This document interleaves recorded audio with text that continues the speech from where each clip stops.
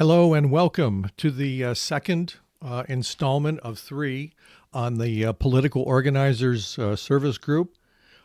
Today we're going to talk about working with power and authority.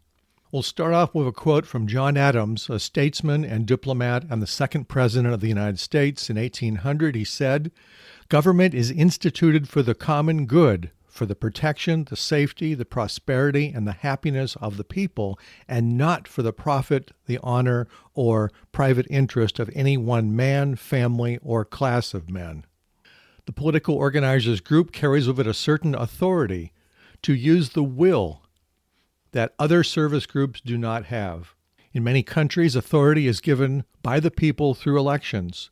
But in some countries, authority is seized by the right to rule by a strong man who imposes his will on the nation. In the Ageless Wisdom teachings, authority ultimately comes from the higher spiritual source, that is, the spiritual hierarchy, via impression to sensitive individuals whom want to help bring about international understanding and unity between cultures and nations. This obviously requires much wisdom on their part, as impressions must always be impersonal and allow mankind to retain free will. The spiritual master D.K. said the Political Organizers Group will facilitate right organization of society through the expression of the will. The spiritual hierarchy impresses the energy of will mainly through service-related group activities. They understand that unless there's an underlying guiding energies of love, wisdom, and the energy of synthesis, the will energy becomes a destroyer and obviously can cause problems on the physical plane. It is only until the mid-20th century that the destroyer aspect was kept from humanity, as mankind is still learning the wisdom of its use. Of course, we're referring to the advent of the discovery and the use of the atomic bomb. When members of the Political Organizers Group impose their will, there is friction and destruction as old, personality-oriented ways resist change. This is most evident in today's world, where extreme views from different political parties are vying for power and want to bend the human will, that is, the public, to their wants and desires. When discussing the Political Organizers Group, we have to consider the expression of the will as a force by the individual, such as from an elected leader, a group, or a political party within society. It is noteworthy that the expression of the will is in the individual does not necessarily have to be soul-conscious or working with ethics in what he or she does.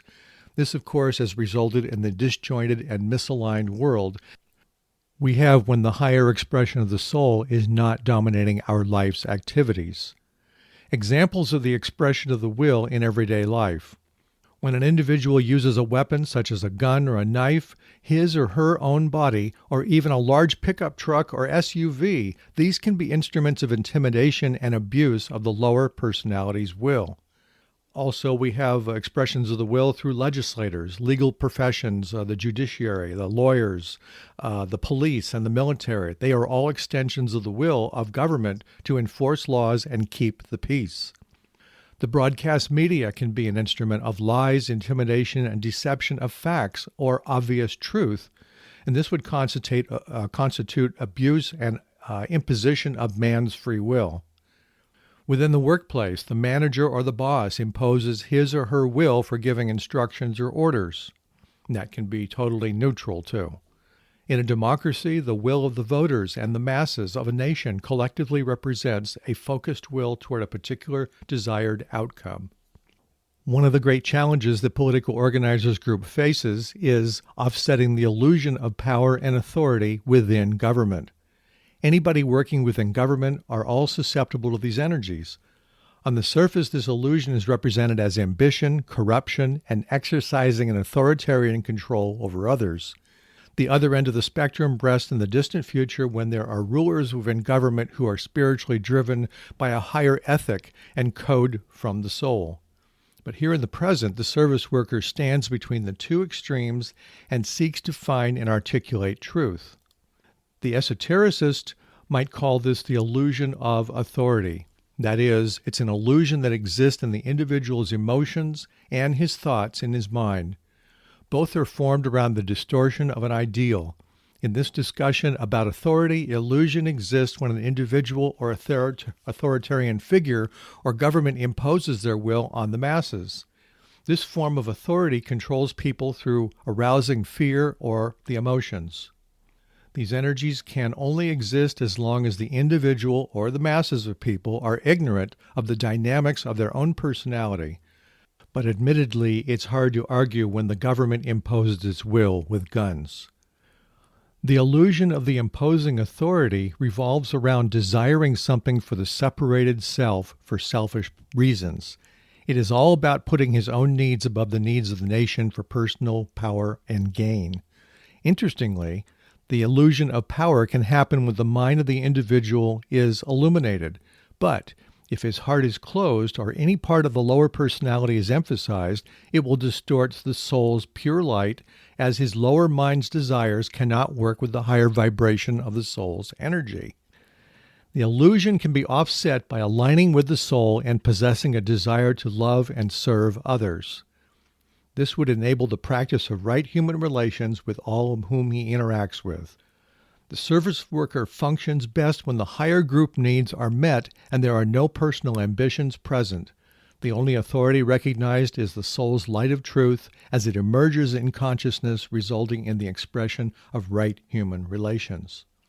When the individual acknowledges that fear controls him, he can invoke courage and guard against the fear by aligning with the soul. From that point, he can then demand that truth come forth to offset the illusion and stand free and clear of the illusion's or glamour's control and distinguish the truth for himself. For the everyday person who is not familiar with this mental dynamic, he will continue to be susceptible and controlled. In this case, a major purpose of the political organizers is working in collaboration with members of the educators' service workers, who would be to educate the public in understanding the larger political issue at hand in the context of embracing ideas and ideals, thus making higher and more enlightened decisions. Let's turn now to the subversion of existing power. Here, the political organizers group communicates the quality of imposition of or energy and an authority that is lacking in the other service groups of this divine group activity. This group will embody the method whereby the divine will works out in consciousness of the races and the nations to promote international understanding. Today, many wealthy individuals, financial institutions, and corporations are concentrating political and economic power over daily life by contributing to their favorite candidates or causes. Other forms of influence include over 30,000 lobbyists in Washington, D.C., whom are influencing legislation for their own special interest and often undermining democracy. They're pouring undisclosed amounts of money, which has become known as dark money, to influence government policy in both politics and economic affairs. Although the wealthy represent a small percentage of the population, they nevertheless exert inordinate control over certain individuals of power, congressmen, congresswomen, and senators, and institutions in an effort to help fulfill their ends. And they're not only in their special interests, but not necessarily, of course, what the public needs. The drive to control or dismantle political institutions, legal canons, and intellectual or cultural frameworks which shape public responsibility for protecting social norms and communities has arisen from excessive overreach by politicians from corporations. For example, in the United States, certain political forces have made a consistent drive to weaken or negate laws of affirmative action, women's rights, environmental protections, and undermine fact-based science or medical research. Other influencers are around corporations consolidating power by creating mega mergers in the entertainment and news organizations, thus controlling how information and news gets to the public. Let's talk a little bit about paying taxes. Since 2001, Presidents Bush Jr. and Trump of the United States have driven changes in the tax laws that have unfairly supported wealthy individuals and corporations. If fair tax laws were in place, then the lost revenue, which is now going to corporations and wealthy individuals, would instead go to the U.S. Treasury. With less revenue available, social programs, the arts, and public services, mental health care, environment, and underfunded or eliminated. Problems with taxing the wealthy. This creates a socio-economic political climate where CEOs or investors feel singled out and then they want to deflect their money to offshore accounts, that is, into other countries to prevent them from being taxed within the United States, for example. Tax laws that are manipulated creates a climate of we versus them, an elitism scenario and hostility by the citizenry who learn of the tax dodge by the CEOs and corporations and corrupt politicians in power. With all these activities and people being exposed as basically corrupt, this has planted firmly the notion or thought for the public that there is corruption in government and industry. On the other hand, there is consistent drive by members of the trained observers service group in the broadcast media and whistleblowers to confront corruption in government and industry and provide ethical behavior and leadership. This has been met with mixed results. Eventually, members of the political organizers group will realize that the path is trod by those who want to be free from any authority except that of the soul. For this calling, the individual must free himself or herself from any separative personality concerns in favor of the higher group needs through service-related activities. This would also entail not having any personal ambition or wish to be a leader or control activities for personal interest. By aligning with the group energy, the individual leader, the political organizer, is working under conditions and rules that govern all activities. Over time, the higher rhythm penetrates the individual's consciousness and he aligns himself with the group life and consciousness. When the individual is working with the new authority, this is known in esotericism as occult obedience. By being in tune with the soul, an awareness and recognition come forth of the emerging light that reveals new duties, responsibilities, and obligations. Together, these make up a new authority. So, being guided by these ideas, this would help to prepare service workers for world service. These rules functioned as dissipators of distortions and illusion as they seek to present the truth wherever it is. The service worker comes to understand that the focus of service is to establish group interplay and group relation. The spiritual hierarchy is working toward this goal and wants service workers to function subjectively, telepathically, and synthetically in group service. So let's now turn to a discussion on human free will. The idea of free will allows man to be able to take more than one possible course of action under a given set of circumstances. Free will is closely linked to the concepts of moral responsibility, praise, guilt, sin, and other judgments which apply only to actions that are freely chosen. It is also concerned with the concepts of advice, persuasion, deliberation, and prohibition.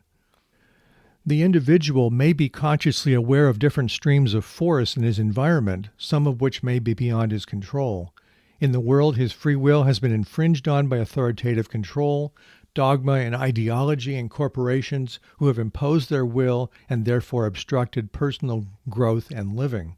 When man becomes spiritually awake, he can put himself in a position where he could take advantage of these forces or not, simply by an act of will within his mind. Of course, a measure of courage may also be needed. This is most often associated with the actions of the lesser motivations of the personality. When the awake individual begins to be motivated by a higher vibration from the soul, his sense of free will changes.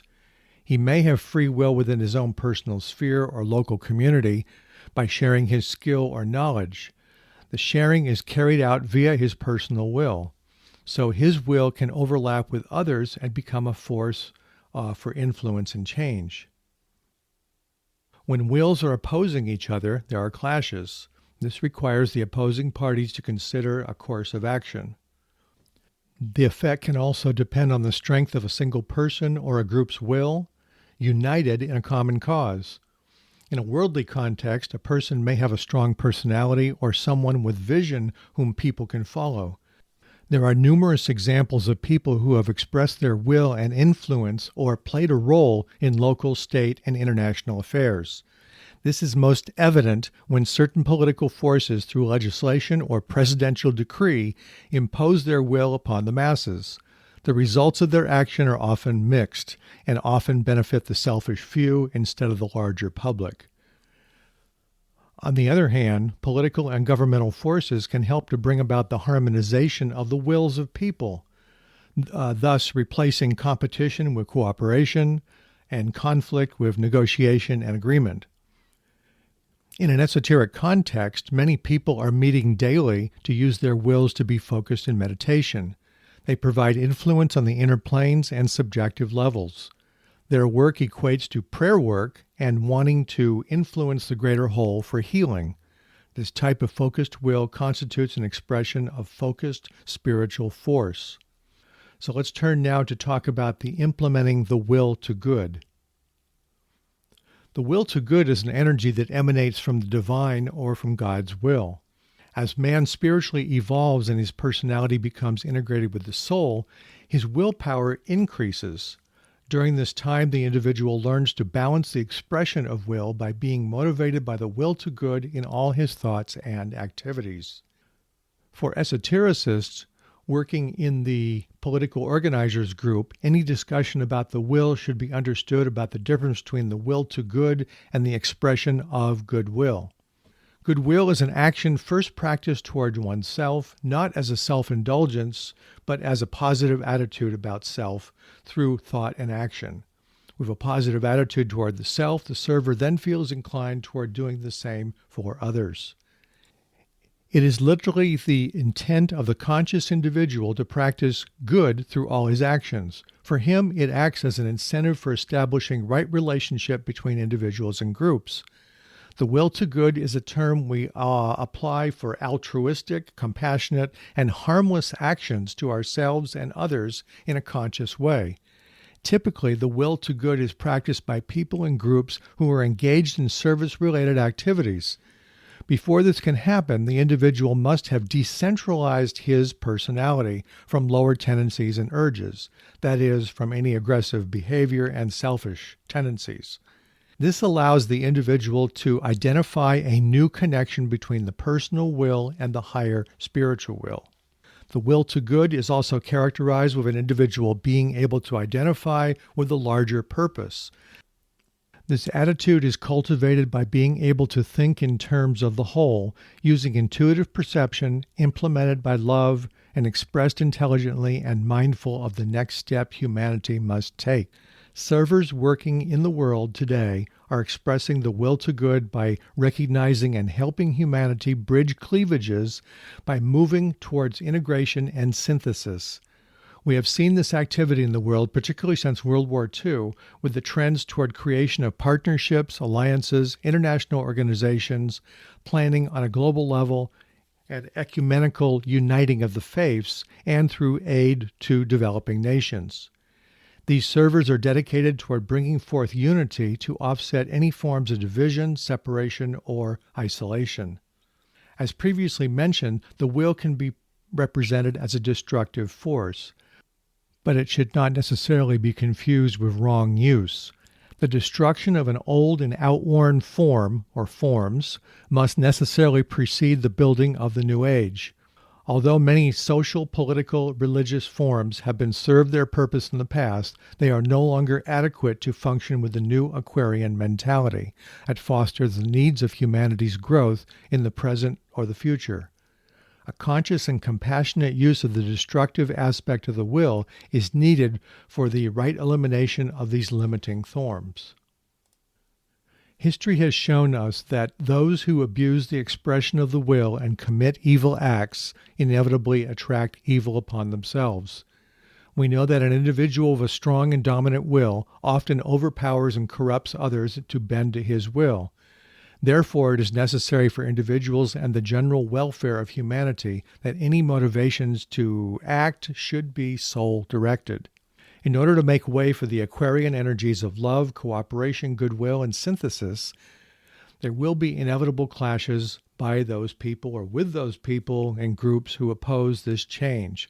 To this end, the will to good must become the prime motivating energy, wielded and invoked throughout all service groups, particularly in today's world through the political organizers, the telepathic communicators, and the trained observers. Their thoughts and rhetoric as a focused consciousness will facilitate the higher universal will that helps humanity evolve on this planet so it can move to the next evolutionary level.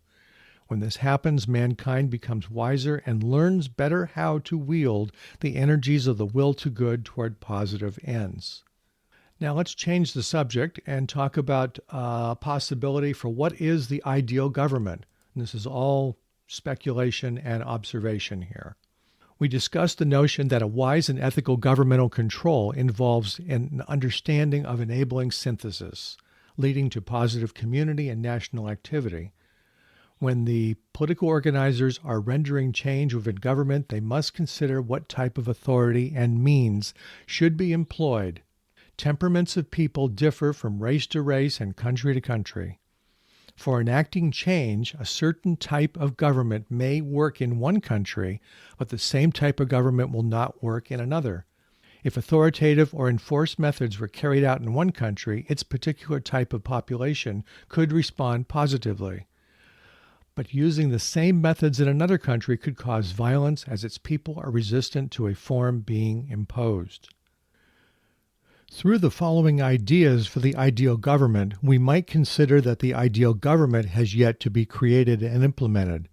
So what is the ideal government? The Tibetan master Goodwill suggests the four distinct types of governments. The first one being the government by an oligarchy of illumined minds, and these illumined minds would actually be highly educated service workers who are selected by the mass thinkers to rule. In this society, education would be highly valued, and their means of ruling would be through educating the public by teaching right understanding, a discussion of ideas, and analysis. The use of physical force would not be considered. The Tibetan notes that the hierarchy, the spiritual hierarchy, would work closely with scientists who factually recognize the reality of the soul and its use of forces. In this example, this connection would constitute a group of ruling esotericists.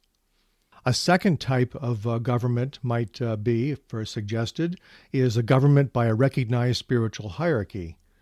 The hierarchy would relate to the masses through service workers who would function as intermediaries between the ruling spiritual government and those who are oriented with right values. This, of course, infers that the hierarchy and the Christ have externalized onto the earth, which is a possibility that many, many religions of the world are anticipating. At this time, thousands of service workers would be sensitive enough to sense their thoughts and their ideas. A third type of suggested government is a government by true democracy. This type of government is successful within a system of education to train people in recognizing their higher values, their higher ideals, working in a spirit of synthesis and cooperative unity.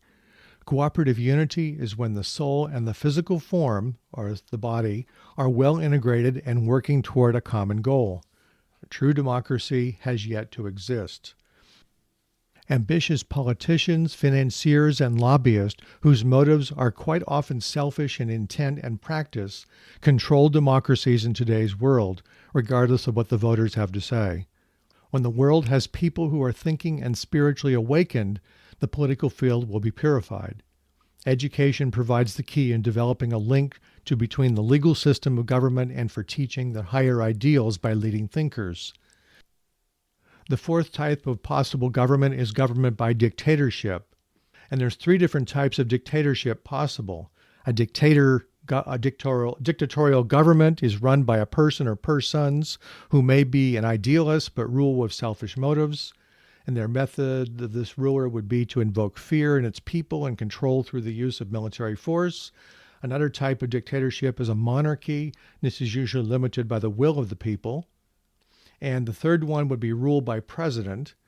Under this type of government, this person is often idealistic and subject to corruption. It is interesting to note that the methods the dictator uses causes thinkers and intellectuals to come outspoken and espouse higher values. This situation in turn breeds fear, purges, and becomes a resistance movement. From these brief descriptions, democracy seems to be the most hopeful form of government for the immediate future, as it allows the will of the people to express their views in how they are governed. As stated, moneyed and political interests and idealists who have a selfish agenda at the expense of the larger group mostly influence current democracies in the world. Those who support the type of democracy in the United States, for example, must remember that it is not a true democracy, but more of a constitutional republic founded on a system of laws. It differs from democracies of Great Britain, Europe, and India. The system is mostly run by people who mean well, but are often not practicing right human relations. Thus, it can be slow to work, clunky, and subject to corruption. Perhaps overall, the best form of government would be when a significant percentage of the population are highly educated and elect leaders who are divinely inspired, guided by a higher ethic, and can make informed and wise decisions for all humanity. This would seem to constitute the greatest service by a world government sometime in the distant future. A long-term project by the spiritual hierarchy is to realign the mind of man towards soul integration. Inevitably, service workers and the everyday person would select leaders and statespersons who enact laws based on higher ideals. This would come about by working in collaboration with the telepathic communicators and educational service groups who play an important role in communicating higher ideals for creating an illumined and awakened society. This concludes the second of the 3 podcasts on the Political Organizer Service Group. I also recommend 2 other supplemental podcasts I've created that parallel this discussion on the use of the will. One's called the Supplemental Right Thought Form Building, Visualizing the New Civilization, and the other one is Supplemental Crisis, Synthesis, and Group Integration. I also recommend 3 other supplemental podcasts that relate to this discussion. One is Synthesis, Group Integration, and Crisis. The second one is Implementing Creative Solutions through Visualization and Right Thought Form Building. And the other one is Visualizing the New Civilization.